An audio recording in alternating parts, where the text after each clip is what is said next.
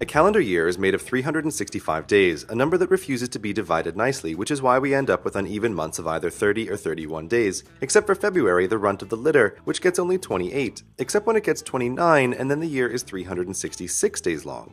Why does that happen? What kind of crazy universe do we live in where some years are longer than others? To answer this, we need to know just what is a year. Way oversimplifying it, a year is the time it takes the Earth to make one trip around the Sun. This happens to line up with the cycle of the seasons. Now, drawing a little diagram like this showing the Earth jauntily going around the Sun is easy to do, but accurately tracking a year is tricky when you're on Earth because the universe doesn't provide an overhead map. On Earth, you only get to see the seasons change, and the obvious way to keep track of their comings and goings is to count the days passing, which gives you a 365-day calendar. But as soon as you start to use that calendar, it slowly gets out of sync with the seasons, and with each passing year, the gap gets bigger and bigger and bigger. In 3 decades, the calendar will be off by a week, and in a few hundred years, the seasons would be flipped, meaning Christmas celebrations taking place in summer, which would be crazy.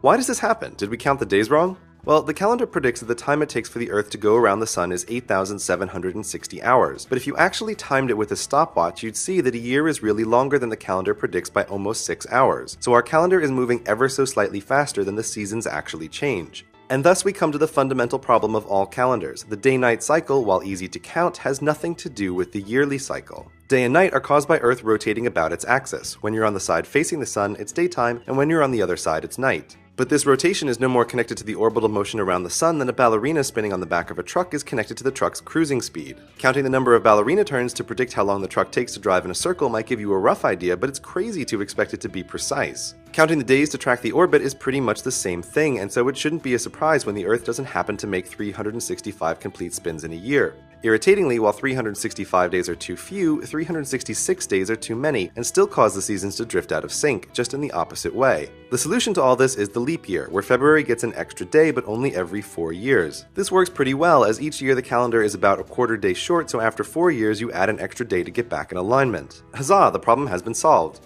Except it hasn't. Lengthening the calendar by 1 day every 4 years is slightly too much, and the calendar still falls behind the seasons at a rate of 1 day per 100 years, which is fine for the apathetic but not for calendar designers who want everything to line up perfectly. To fix the irregularity, every century the leap year is skipped, so 1896 and 1904 were leap years but 1900 wasn't. This is better, but still leaves the calendar ever so slightly too fast with an error of 1 day in 400 years, so an additional clause is added to the skip the century rule that if the century is divisible by 400, then it will be a leap year. So 1900 and 2100 aren't leap years, but 2000 is. With these 3 rules, the error is now just 1 day off in almost 8,000 years, which the current calendar declares mission accomplished and so calls it a day.